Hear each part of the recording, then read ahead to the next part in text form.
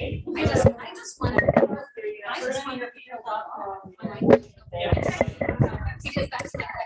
morning. Good morning. Good morning to everybody on Zoom.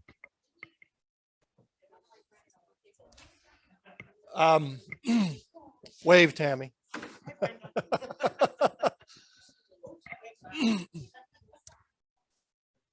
Yeah, we were talking this morning about who's here at the office, who's not here at the office. I know there's tons of vacations going on, people trying to fit them in right before the kids go back to school. So thank you for being here. And it looks like it's going to rain all day today, which we need rain. So I know joining us this morning is our Homesale Complete team. And I understand that I don't have Dan and Sarah on the same slide here, but they're going to do something together, which it's a little scary that I don't know what's going on, but go ahead. Dan, you're going to take the microphone here, Sarah?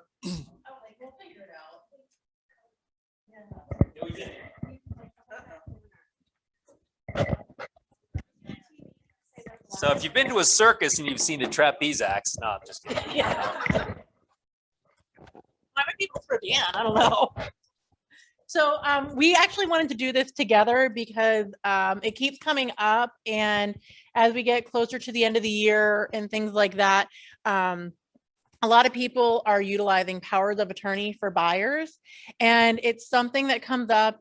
We dealt with it a lot during COVID. If somebody was quarantined, all of a sudden we needed to get a power of attorney put into place so that this deal could go through on time. And the reason we're doing it together is because they affect both mortgage and title. And it's important to know as an agent what your buyer would need or would need to have accomplished in order to utilize the power of attorney for closing. So first and foremost, nobody likes to use a power of attorney unless it's absolutely necessary. Title doesn't like to use them if just because, hey, Tom can't get off work, so let's give power of attorney. I think mortgage has a few thoughts on that.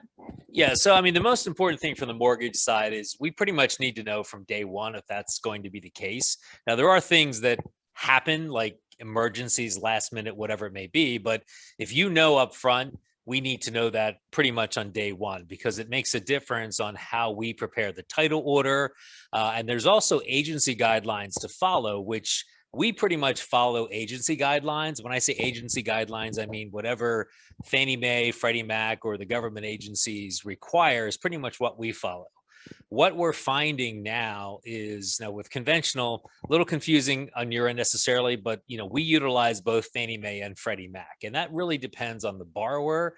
Sometimes the interest rate's a little bit more favorable with Freddie Mac as opposed to Fannie Mae. There's other characteristics as well, but ultimately Freddie Mac has pretty much said that it needs to pretty much be an absolute emergency to use a POA any longer. So they're really trying to push back on even allowing them under extreme circumstances. Obviously, military first and foremost is probably the most common and perfectly acceptable, but simple things, again, like Sarah had referenced about just, work schedules and other circumstances are, really, you're buying a house, so what? I mean, that's kind of what their perspective is. I have a situation now where we have co-signer parents who live in California. So even that situation was a little difficult to get accepted, believe it or not, because again, that's, from their perspective, that's not their problem. If they're buying the house and they're part of the paperwork and part of the documentation, they need to be at settlement. Now, we did get an exception because the father is a doctor. So that was kind of our way out, and they're traveling across the country. But Freddie Mac said, no, absolutely not. Everybody needs to be there. So let's say we cross that hurdle and we've gotten the okay from the mortgage company to actually utilize the power of attorney. There's other steps that need to be followed after that. So we've gotten the okay. Now we need to draw up the power of attorney. Believe it or not, every mortgage company requires something different on their power of attorney. So Dan said that Homesale Mortgage typically follows the guidelines by Freddie Mac. So Or just Fannie Mae and or- Fannie Mae, just because they do doesn't mean that Bank of America does or SunTrust Bank. So whatever lender your client is using, we need to find out what specific requirements for a power of attorney they have. We can draw up the power of attorney.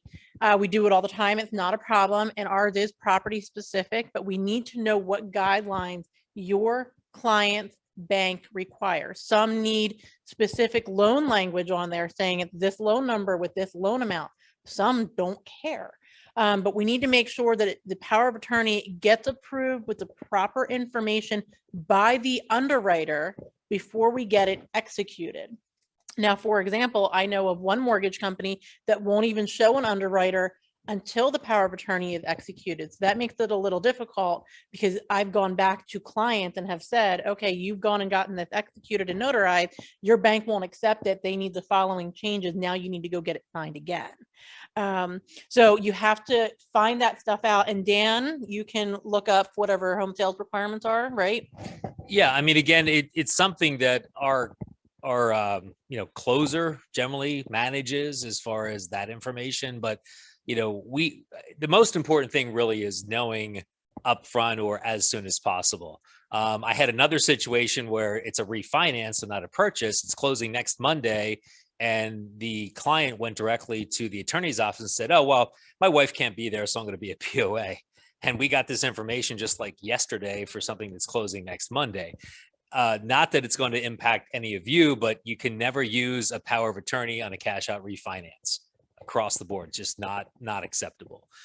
So, again, I think the most important thing is if there's anything that you're aware of as agents on the front end that, this may be a possibility, we need to know on day one. And I'm pretty much sure that every lender is going to say the same thing. Like it's the sooner the better. 11th hour probably isn't going to cut it because there's so much back end that needs to be done with the power of attorney. So now we've gotten through step 1 and step 2.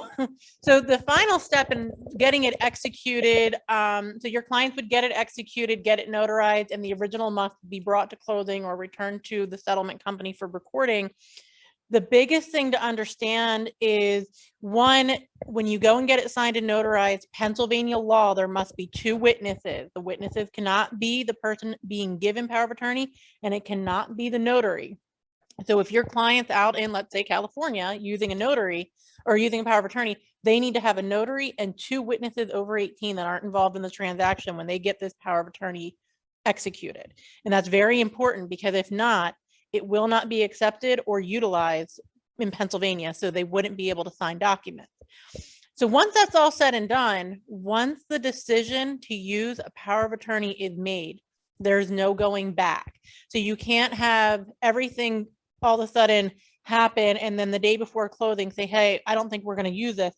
The mortgage company has to get certain things set up for your closing package on their back end, like he said, with Fannie and Freddie, to get this power of attorney utilized. So saying, oh, by the way, Carol showed up at closing today and we're not going to use a power of attorney. It doesn't just go away like that. So make it clear to your clients that, hey, you're using a power of attorney. This is how we're proceeding regardless. We can't jump around because there's a lot of stuff on the back end that needs to be cleared up and taken care of.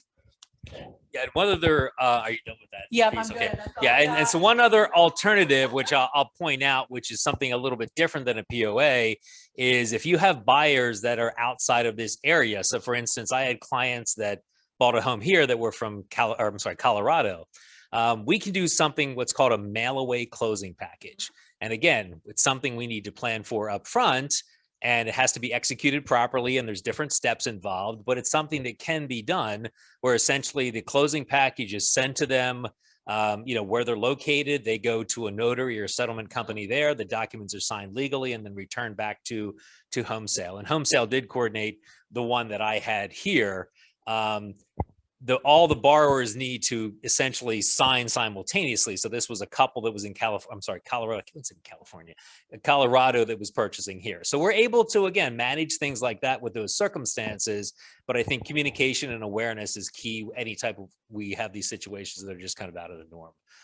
So that's the last thing I would add. And as we're approaching the holidays, and not knowing what's going on with COVID moving forward, I know from the title aspect, we had a lot of power of attorneys come up during COVID because somebody would be quarantined, so they could not attend. So we all of a sudden needed to figure out a way, how can we get the settlement to happen on time? So we just wanted to bring it up now because it's going to start coming back as far as powers of, with holidays and stuff like that. And we want everybody to be on the same page. I don't know if you have anything agreement wise for powers of attorney that need to be. Nope. Any questions? Any questions, anyone? Oh yeah, James.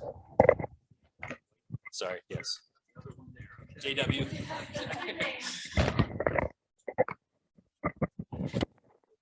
Yeah, good morning.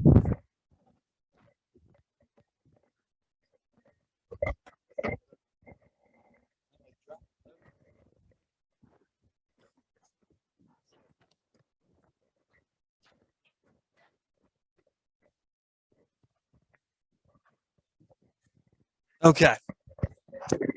Okay, so I just have a quick topic. I had one of these that came up. I'm quoting one right now as well, too, I think, but it's something called losses on the risk. In insurance terms, what we're calling the risk is the property itself that the buyer is purchasing, basically.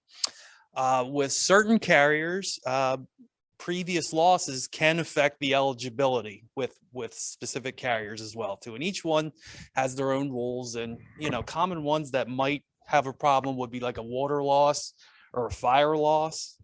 And one example I just did write down from one of my company's Travelers, they do not write homes with fire losses in the past 5 years. So that's whether it's your buyer or the house they're buying, they don't consider that.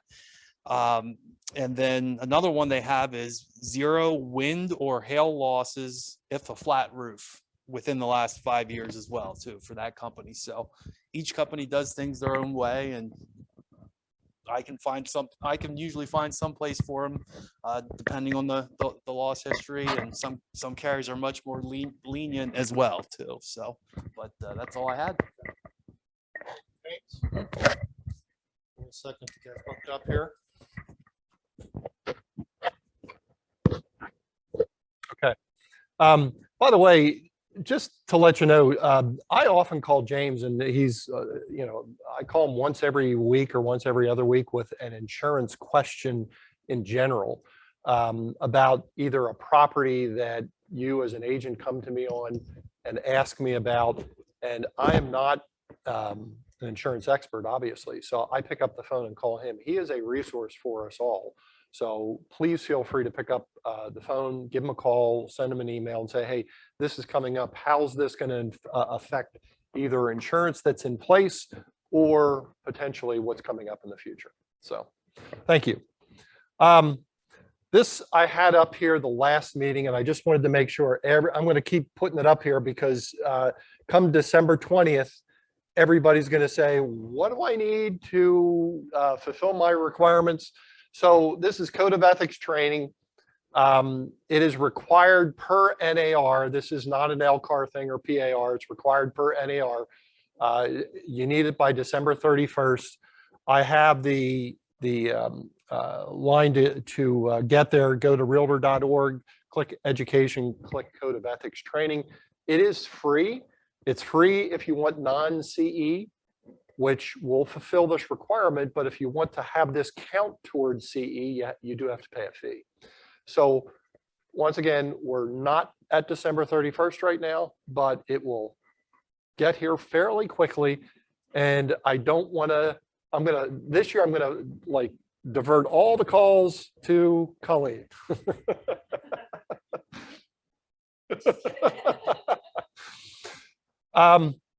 This just came out, the Central Penn Business Journal, which I subscribe to. In 2020, the top 100 private companies in Central PA.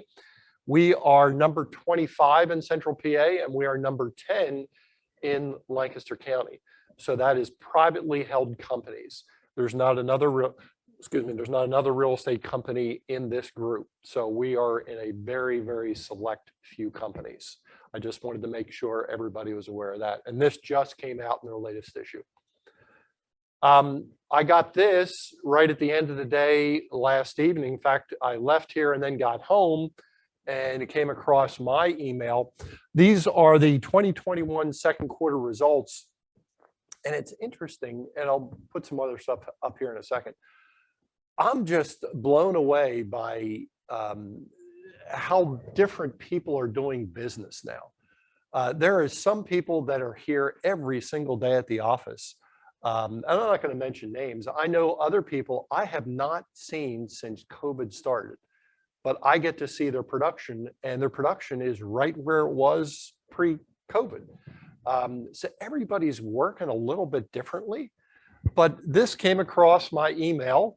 We are #1 in the Northeast, once again, in units. So congratulations to everybody in the office. And as I said, we're all doing this a little different. There's some people, as I said, that are here all the time. Other people, I don't see them. We are #11 in the country in units. So congratulations to all you who are working so hard in different ways. Jen was here at the last meeting, Jen Rabagum was here at the last meeting saying, you know, what are you doing differently from when we started this COVID thing? And there were some ideas, and everybody is, you know, utilizing different things to get their business done. So I tip my hat to you guys. In addition, I just wanted to recognize 2 teams on a national level and also on a regional level. Craig Hartranft and the Mark Wild teams respectively did very, very well in the second quarter. You can see all the different things that they are, how they ranked either locally here in the Northeast or on a national level. So congratulations to those teams also. So in February, not me, but it was announced that Zillow was going to buy Showing Time. And at the time, everybody was jumping off the deep end, and everybody was like, this is the end of the world. And at the time when I saw this initially, I thought to myself, there's a lot of things that have to happen in order for this to occur. Keep in mind, that was February. We're now in August, and it still isn't a reality. And there's still a lot of hoops to jump through here. This is one that literally just came out in the news this past week. And the Federal Trade Commission is now involved with this potential coming together. And I put a quote up here, and it's a little small, so I'm going to read it for you. The House and Senate antitrust subcommittees asked the FTC, which is the Federal Trade Commission, to closely examine competition issues in the residential real estate and not allow online real estate to become overly consolidated in the hands of a dominant platform to the detriment of competition and consumers. They specifically singled out Zillow as a company that may raise competition issues. So this is now in front of the FTC. If you think that this is going to occur in the next 2 weeks, this has a long way to go yet, if it ever gets there. So once again, don't worry too much about Showing Time, and Zillow's going to peek into the back end and see all the properties that you're showing your individual clients. This has got a long, long way to go yet. Okay. So signs of a changing market. I have been looking at stats I look at stats all the time, but I've been mentioning over the last couple of meetings that I see, and I'm hearing from you, some different things that I haven't heard in months and months and months. And I saw some interesting things come across once we got through July here.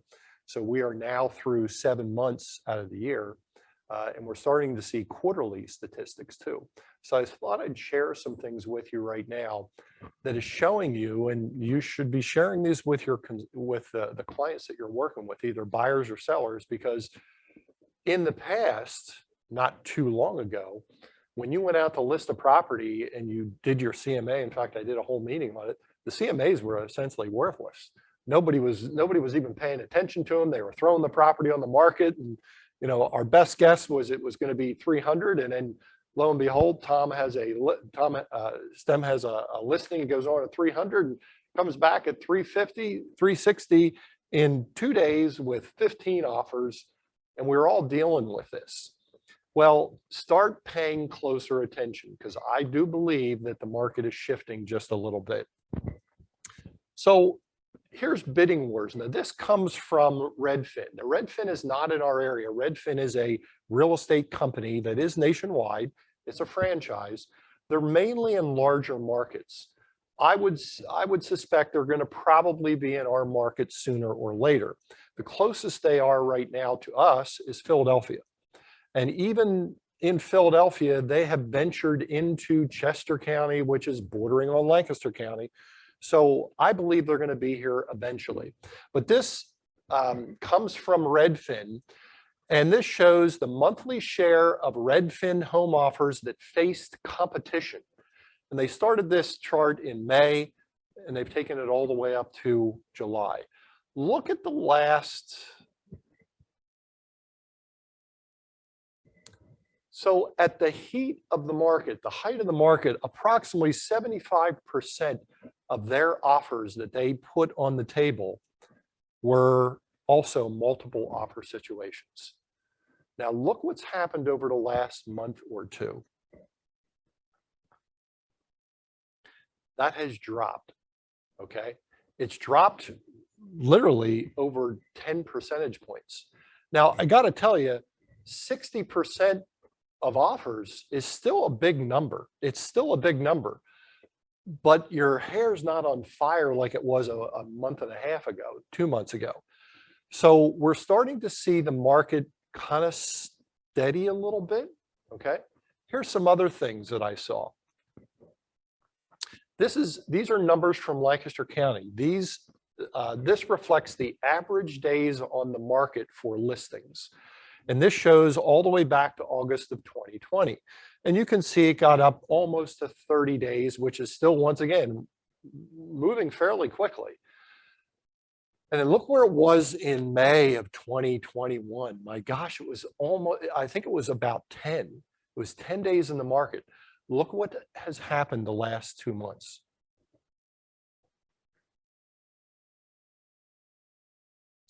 We're starting to see things linger on the market just a little bit longer. Now, once again, you're looking at this saying 18 days in the market. Wow, it's just really lingering out there. It's growing cobwebs. Not really, but you can see it's going in a direction that it wasn't 2 months ago. All right. Here's a third chart.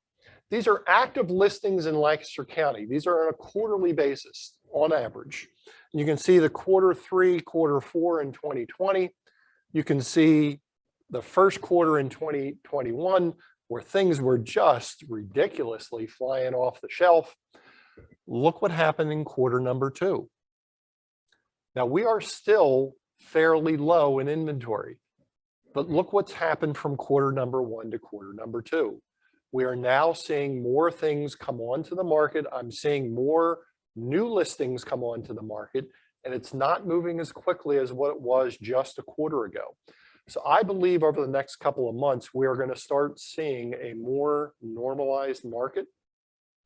I'm sharing this stuff with you now so that you can, once again, talk with your sellers. No longer can you just throw things on the market there and it's going to sell just like that. Let your buyers know.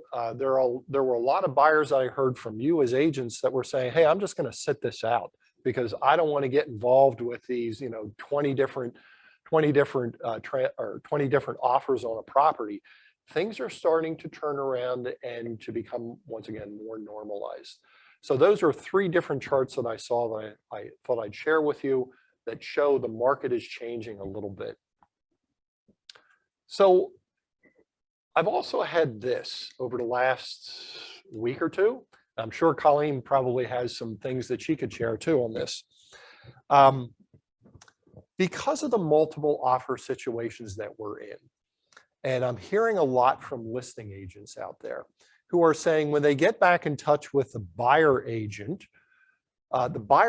is just grilling them on why their agreement of sale didn't get accepted, okay? So I say to people all the time, when you are conveying this back to the other agent, if you are a listing agent, do not ever get into talking about terms. Just don't go there. Even though the other agent, and by the way, I'd do it if I was in a buyer's agent's shoes, I'd probably look at Carol and say, Carol, help me out here. Why didn't my agreement, why didn't it rise to the top? If Carol's good, and I know Carol's good, she's going to say, my seller decided to accept another agreement that had better price and or terms. Period. That's all you say. I've heard over the last 2 or 3 weeks, agents coming to me saying, oh my God, this buyer agent's all over my back. I say, tell me why. Well, I told them that there's, the reason why theirs wasn't accepted is their settlement was out too far. And then when I told them that, the buyer agent says, well, why didn't you tell me? I would have moved mine up. My person would have done this. They would have done that. And then you get into this long back and forth over what are the individual things, and people start focusing on settlement dates and closing costs and all. Just stop it. As a listing agent, just say, we accepted another offer that had better price and or terms. That's all you need to say, okay? You'll save yourself a lot of headache. Then this I'm coming at from a couple different ways, and Carol put her head down in her hands here, because some of this has to do with Carol. And I told you, I said, Carol, you need to wear your suit of armor this morning. But a couple different things regarding this. First of all, appliances. I believe in, and Colleen was here early this morning. Not that it has to do with appliances. She shared with me, you know what? I'm starting to see more agreements with inspections. Okay. We were talking, what inspection were you dealing with this morning? Septic inspection. Whereas we haven't dealt with any of this stuff in months. And now we're starting to see it because, once again, I think our market is changing a little bit. Okay. Same thing with this. Make sure if your buyer wants certain appliances that it ends up in the agreement of sale, okay? So never assume that what is in the MLS is correct, okay? If you want it, put it in the contract. And I see this next thing all of the time, and I just cringe when I see it. Never put the contract language that says included in this agreement are all appliances listed in MLS, blah, blah, blah, blah, blah, blah. Stuff changes. And it hasn't changed in a while, but everybody knows that in markets where you're going at a seller and the seller, you have the home listed at $300,000 and you're going back to get a price reduction. And they say, okay, I'll drop it to $299.9. But because I'll drop it to $299.9, I'm pulling the washer and dryer out of there. So now you have 2 different MLS printouts. One says one thing, one says another, and I see this all the time on agreements. Nobody in our office, but I see it all the time. Yeah, Dan.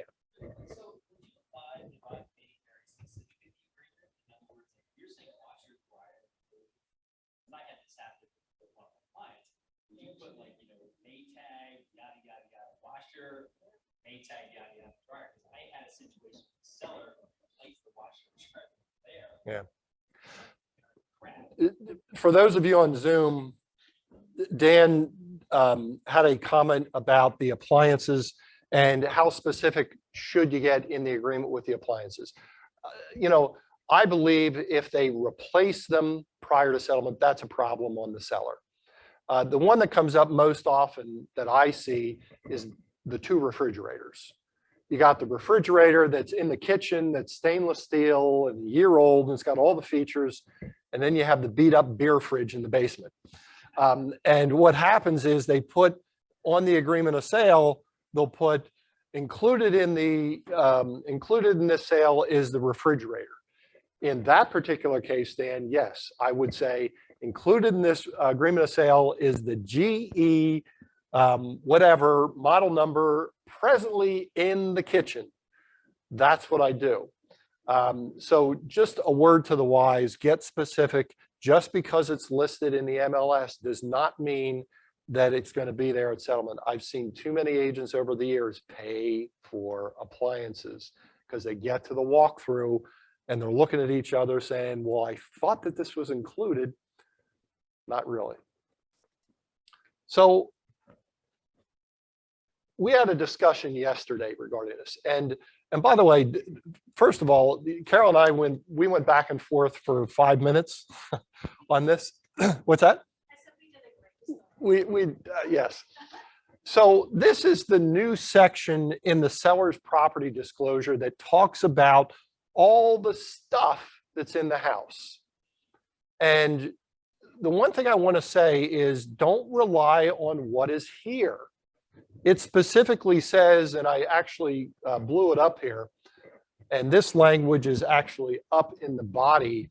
It says, the fact that an item is listed does not mean it is included in the agreement of sale. There are some people that click or check off here, yes, yes, yes, yes, and they think, either the buyer or the seller, they think that that is an indication that it's in or part of the agreement of sale. That's not part of the agreement of sale, okay? This is just stating the present condition of these appliances. So getting back to the previous slide, if you want it and you're working with the buyer, if you want it, put it into the agreement of sale, okay? So lumber prices, wow. Who's been involved with new construction lately? We are on a wild ride here. I mean, a real wild ride. And I saw some things recently that I thought I'd share with you because I've been dealing with a lot of agents who are saying, hey, the builder unilaterally just upped the price on me. They can't do it. It's in the, it's not in the agreement of sale, but builders are doing it. They're just saying that the cost of lumber is just going through the roof. This is a chart that goes all the way back to pre-2000. And you can see, and I'm not going to get into, it's like $400 per 1,000 board feet. Look what happened. And look where it is now. Just over the last 6 months, 9 months. It was $343 on May 4th, 2020. Today, it's $1,635. It is unbelievably, and it's rising.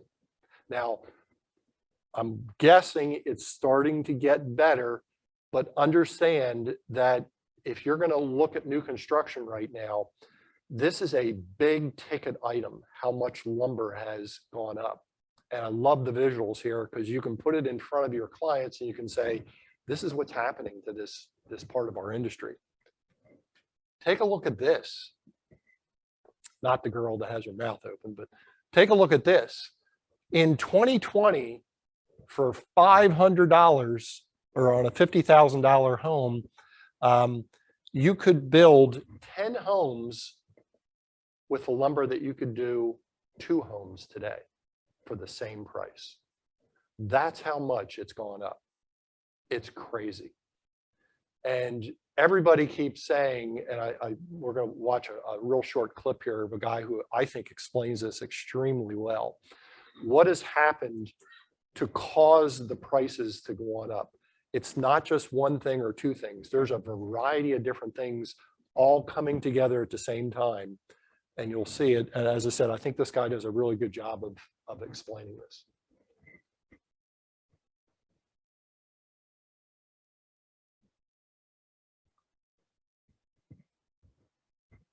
You may have seen this infographic by now, but if you haven't, take a look. This is a really cool illustration of how many homes can be built with $50,000 worth of lumber. 10 homes just a year ago to now only 2 homes. We all know lumber prices have skyrocketed, but do we know why? Let's dig in.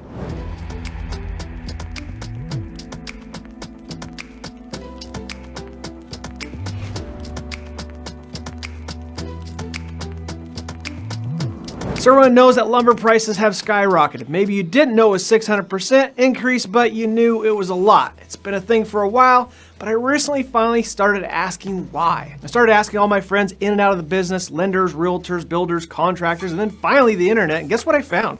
A whole lot of, I don't know. Even the builders were like, dude, I don't know. So we dug in for ourselves, and here's what we found. It's actually really interesting and way more complex than you think. The lumber issue, oddly enough, started well before the pandemic. On April 24th, 2017, the administration raised tariffs on Canadian lumber. Yes, we have a lot of trees in America, but believe it or not, we do get lumber from other countries. The tariff was well over 20%. The increase obviously slowed the supply. Let's fast forward to the flashpoint though, the pandemic. Well, the pandemic led to an abrupt shutdown of sawmills in the United States and Canada. The lumber industry was slow to reopen, particularly in the Pacific Northwest and Canada. What is lesser known, however, is the fact that the forest product industry was already short capacity prior to the pandemic, and building product suppliers have become increasingly dependent on imports to meet demand. Europe, yes, we actually get wood from Europe, struggled with COVID and had difficulty administering vaccines. That obviously slowed production in Europe. The recent weakness of the dollar relative to the euro and the Canadian dollar is also contributing to the rise in prices. Yeah, I know, we're nerding out, hang in there. Import prices for wood have soared 80% over the past year. Well, duh. And add that to the already existing supply problem, and yeah, we have a huge issue. The cost increase to import wood obviously goes directly to the bottom line as well. So again, prices continue to increase again and again and again. Let's continue. As we all know, housing demand remained strong during the pandemic and even increased dramatically during the second half of 2020. The pandemic also created a demand for more useful living spaces to accommodate working from home and remote learning. This abrupt shift in demand fueled a surge in renovations and remodels. Yeah, so add that lumber demand to an insatiable housing demand, and yep, it furthers the issue even more. Sadly, sawmills have struggled to ramp up supply to meet strong demand. Like many industry, lumber producers temporarily slowed capacity last year, and while more capacity has come back online, many are still hampered by operating restrictions implemented to slow the spread of COVID. Producers are struggling to rehire workers, a problem that is becoming increasingly common across all industries. A shortage of truck drivers, holy smokes, this just keeps going, doesn't it? And higher diesel fuel prices are adding to the problem by making it less profitable for timber owners to ship logs to sawmills. Simply ramping up production at this point to pre-pandemic levels may not be enough. Many sawmills were closed in the aftermath of the housing bust back in 2008, and very few have opened up over the past decade. On top of that, the Pacific Northwest massive forests have endured devastating wildfires recently. Good Lord, it just keeps compounding. Dang. Canada, which has long been a major supplier of lumber to the United States, has its own issues, in part due to the ongoing beetle infestation. Oh my God, now we're talking about beetles. Over the past decade, the mountain pine beetle, of course, has destroyed an estimated 15 years of lumber supplies in British Columbia, Alberta, and the Pacific Northwest. Wow, now that's an insane path to higher lumber prices, but I'm glad we walked it together. A bit of good news going forward though. Production has increased, and recently Canadian lumber imports have picked up. The US reduced tariffs on Canadian lumber to 9% from 20%, which is good and should help, but completely removing the tariffs may be a better solution. So that's the crazy why behind lumber prices, tariffs, pandemic, remodels, imports, wildfires, beetles, truck drivers, and diesel. Who knew it was so complicated and all-encompassing? Share this with their teams, referral partners, and on social. It's an interesting, winding road to get to the why, but I think they'll find it interesting. We'll see you guys next week.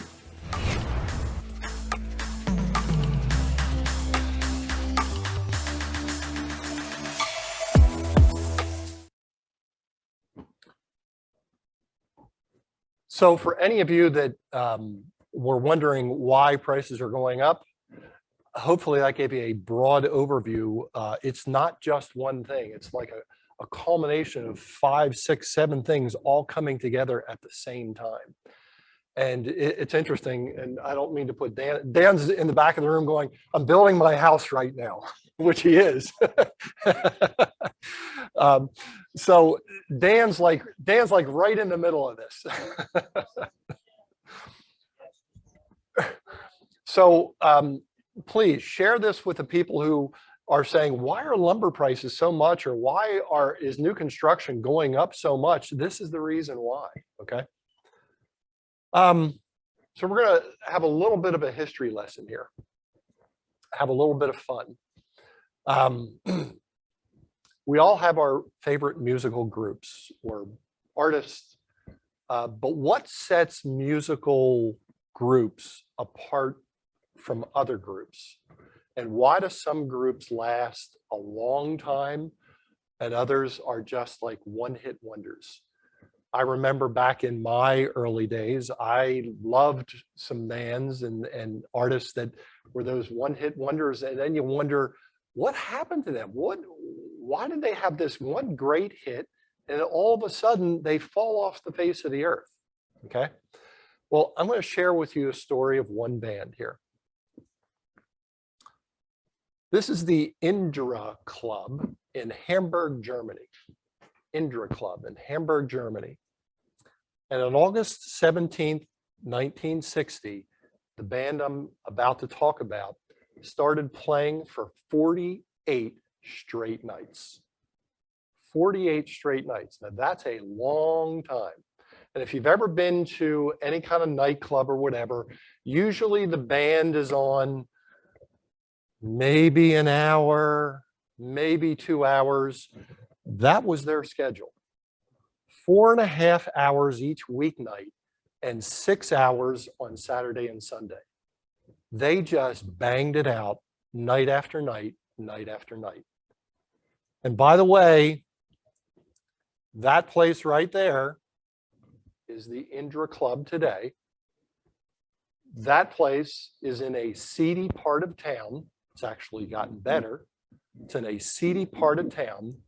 And if you read the story on this, the first few nights of when this band performed, the only people that were in attendance were the staff, and I kid you not, prostitutes.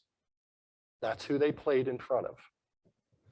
That's what it looks like from the scene from the stage. Literally, there's the men's and women's room right there. The bar's right there, maybe a table or two. There's the dance floor. That was it. That was it for 48 straight nights. But it made this band. They went from here and they traveled all over Germany. And they played gigs like this night in and night out. Okay? And this is who it was. The Beatles. This is where they got their start. A lot of people think it was in England, Liverpool, which, you know, some of them are born and raised there and they did some private gigs and stuff, but they came together as a band when they got out of England and they did 48 straight nights in Hamburg. This is how much they made in 1960. By the way, they had 5 members. They were only missing one person at that time, Ringo Starr. Ringo was not part of the band. So 2 of these members never made it. But $24 a person per week, that's how much they made. And if you read the story about this, they had to go to the owner of the, by the way, the owner was not a big musician fan. Let me go back here, not to get too down in the dirt here. Before they got there, that was a strip club. After they left, that was a strip club. So that's how much they made. And they had to go to the owner every single week and demand money. They were an on-demand band because nobody knew who they were. And they didn't, you know, they were starting out from scratch. 5 years later, 5 years later.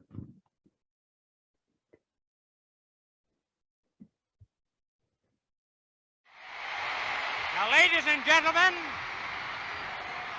honored by their country, decorated by their queen, and loved here in America, here are the Beatles.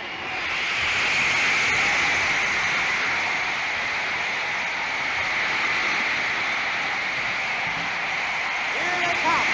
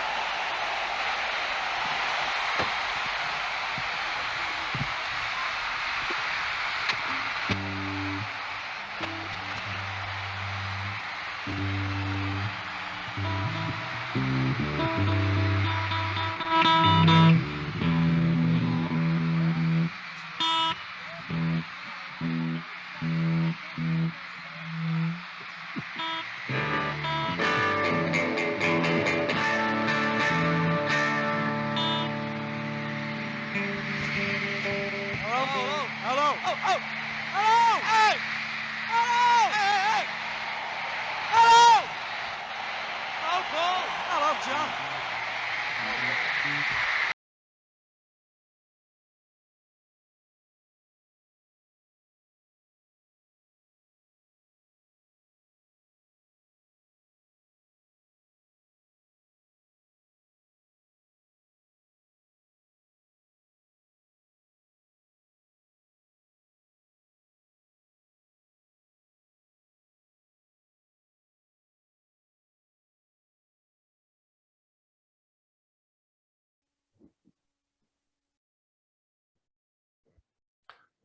So how did they go from a dirty, dungy basement 5 years prior to this?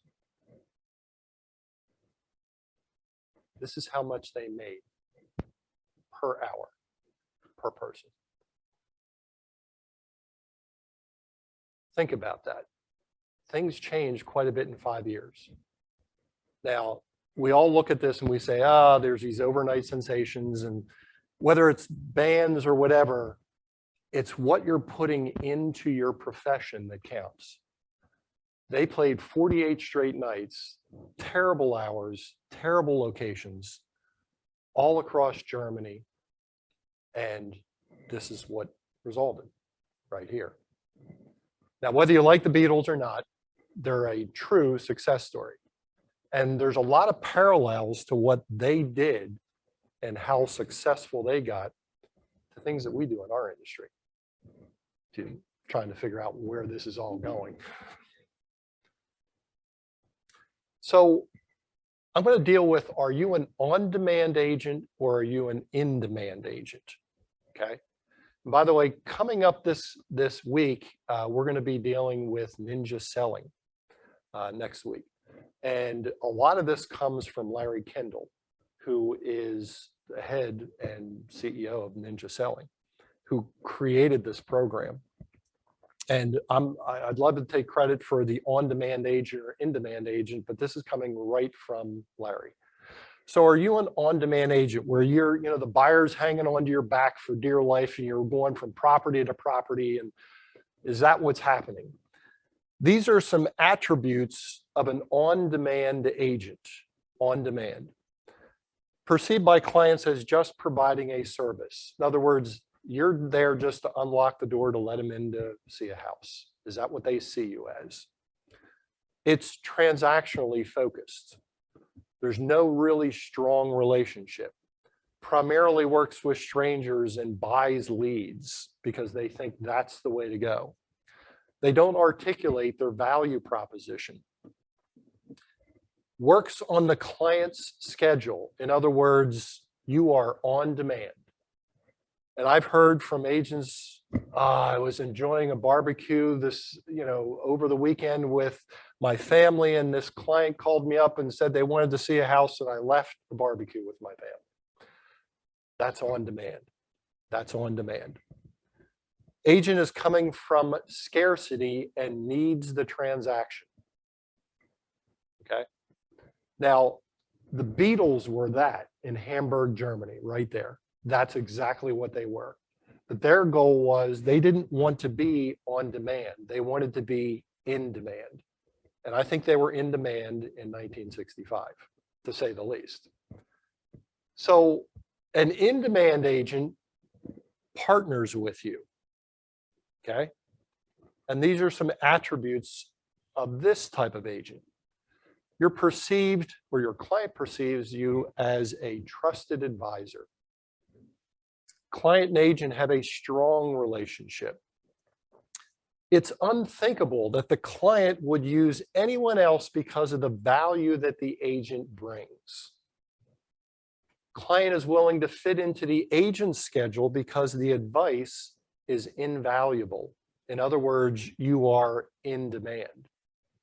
Do you think the Beatles were in demand in 1965? They could have played anywhere. Okay. Agent has so many potential clients, they can afford to be selective. So I'm not saying that you can't start at the one side, and graduate to what is referred to as the in-demand agent, but that's what you ought to be doing. And if a lot of those attributes on that first slide are you, then we got to do something different to get you to the point where you're in demand, not on demand. So what are you bringing to the table in transactions with your clients? And I'm going to put some questions up here, and I'm not going to ask you individually to answer them, but I want you to answer them on your own. Okay? How well do you really know the market? How well do you know the market? Some of the things that I put up early in this meeting that shows that the market's turning a little bit.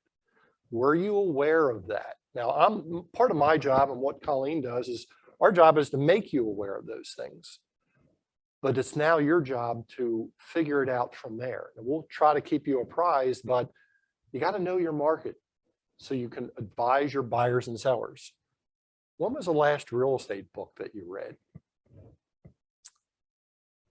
What software program have you learned over the last year, 2, 5 years that's going to make you more productive? What kind of system do you have for contacting your clients?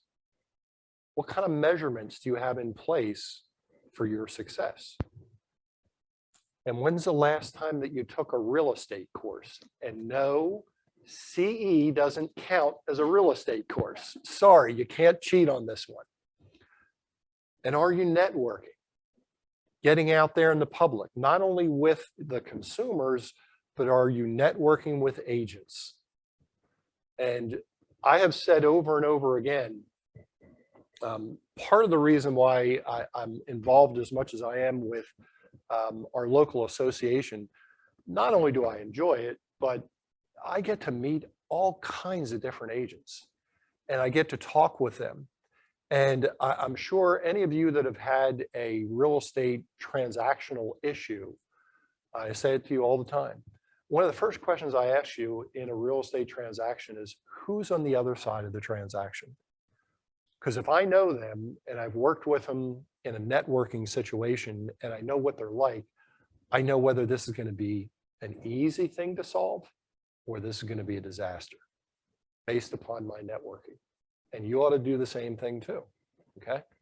And by the way, it's a lot easier to go into these difficult transactions if you know the person on the other side.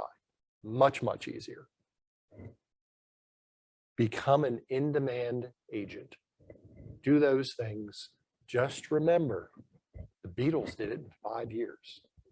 5 years. You can do it in less time than that. I know you can. Now, I mentioned the name of a book, not the name of a book. I mentioned the name of a guy. Tom, do you have that book up on your screen again? Go ahead. Pull it up and I'll put the quote up here. This is coming from a guy named Hal Elrod. And he says, when you live your life in alignment with a purpose that is centered on selflessly, adding value for others, opportunities become abundant and your life becomes fulfilled. He's all about, this guy is all about adding value to the people that you are surrounded with. And the more value you give to them, in other words, your clients, your buyers and sellers, stuff is going to come back to you. What's the name of the book, Tom? Miracle Morning. Miracle Morning. Yeah. Colleen said, for those of you on Zoom, it's an excellent, a double excellent. It's an excellent book. Yeah, so it's really good in that I was explaining to Tom tomorrow, it's all about doing things first thing in the morning and getting things done. And he gives you a variety of things that you can do. I got to tell you, I've never read the book. I love the quote. Never read the book or listened to the audio.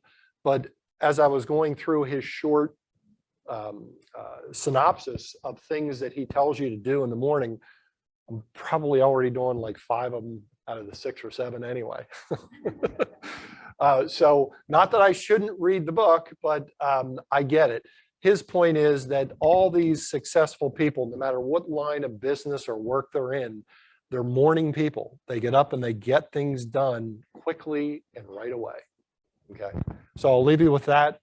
And let's everybody leave here and buy a Beatles album. Have a great day, everybody.